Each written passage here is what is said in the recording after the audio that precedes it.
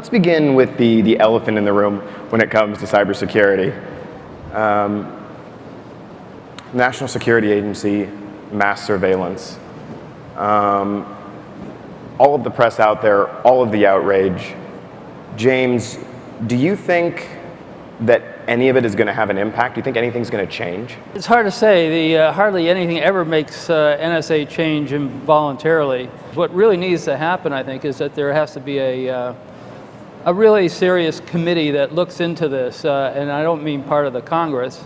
Something that is like the church committee back in the mid-'70s. Some businesses are making a lot of money off of this NSA scandal. Silent Circle, which sells encrypted phone communications, has seen, at least they tell me, they see a big surge in profit.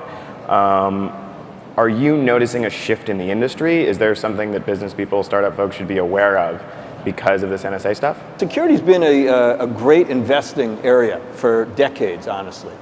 And some big companies have been built in the cybersecurity world for many decades.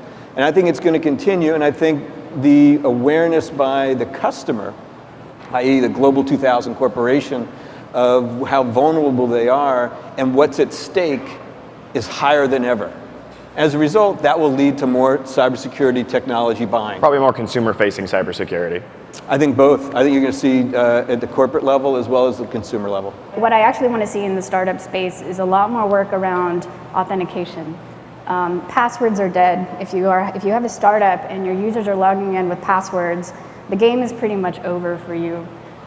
We need better authentication technologies using biometrics and sort of other innovative ideas. So then are you gung-ho about the new, I guess now we can say it, the Apple iPhone is using biometric technology. Do you think that's the future? I think it's the way forward, absolutely. Passwords are dead. Our relationship with passwords is done, I think. I didn't know about this, and this is fascinating. So, I mean, in the near future, should we expect new security procedures from Google, not related to passwords? So we're always pushing this forward. There's actually a Wired article based off some research that we did that we actually think hardware-based tokens that sort of you interact with are kind of interesting. There's also Motorola, and the Motorola X product came out with a skip device that you actually attach to your clothing, and the way you authenticate to it is actually by touching your phone to your clothing. And this is, so if you know, an attacker can't steal that from you, so to speak, they can't ask you for it over an email, for example, and so it's much more difficult to steal. And we're kind of looking at ways that you know, this might change a little bit. I think you're going to end up having a choice of factors, and you're going to give end users the ability to how many factor authentication you want. Is it going to be everything from an iris scan to a fingerprint to a device ID to maybe a password, and you'll be able to pick and choose which of those you want depending upon the service that you're using. Let's get on to one of the spicier aspects of cybersecurity, which is cyber offense. Now, we know that Kleiner Perkins is supposedly an investor in a company called Endgame.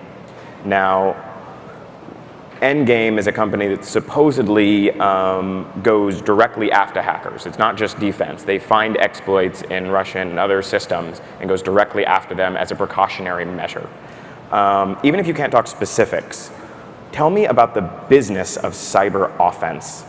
I think that in the future, some aspect of it'll be either law enforcement or possibly how wars are fought will be done online.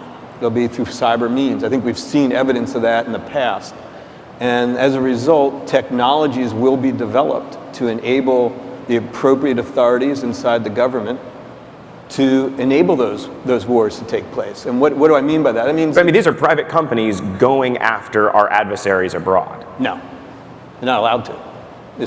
These are technology companies that sell technologies to the appropriate agencies, who then can use them for whatever purposes they're legally. Okay, so there's like a Raytheon, Lockheed Martin, they're developing. Right. Raytheon develops the Tomahawk and the Patriot, but they don't launch Tomahawk and Patriots. They have to sell it to the DoD, who presumably has the right to launch them if need be. And so that's what Kleiner is looking at. You're like a 21st century Raytheon. That's what you're looking to find.